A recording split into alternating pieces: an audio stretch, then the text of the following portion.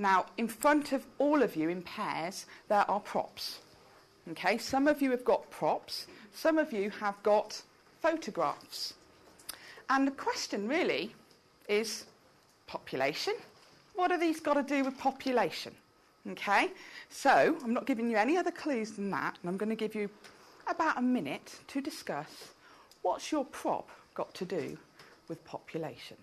Okay, what's it about? Just your prop. So yours is the photograph, yours house brick, yours rice. What's it got to do with population? You've got 1 minute, okay, to discuss it in your pairs. Go. A piece of wood or a bit of tree. Have you? Yeah? What do you think that's got to do with population? Bangladesh? 5, 4, 3, 2, 1, 0. Okay. What I want you to do then is in your pairs, one of you or two of you, depending on what you've got, I need someone to start me off. What's it got to do with population?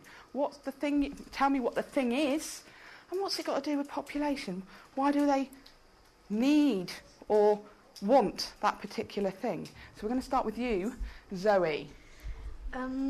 It could be used for houses or firewood, where it's cold. Where it's cold, good, okay. Has anybody got a prop that might actually link in with the wood then? Right, girls, what prop have you got?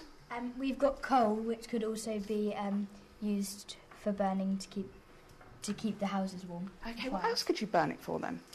Cooking. Cooking, brilliant. Has anybody else got something to do with transport or communication? Lovely boys. I think these boys have got another photograph. What's that? We've got a train. It's like quite posh and modern. Okay, so what would you need a train for? Transporting people to like different places. For? Work. For work, okay. So all of these things then, if I took that away, and I took that away, and I left you with not very much at all, took that away, and I took that away, and I might have taken the train and all the communications, and I just left you with this, okay, and you haven't got this, what's going to happen? What's going to happen? Well, if you did grow crops, then they'd all dry out because they didn't have enough water. Lovely. The first thing we need to do then is think about, well, what does a dense population mean and what does a sparse population mean? And I have 2 jars. Unfortunately, Mrs. Ward has a real good tasting for jelly babies and she's eaten half my population. Okay?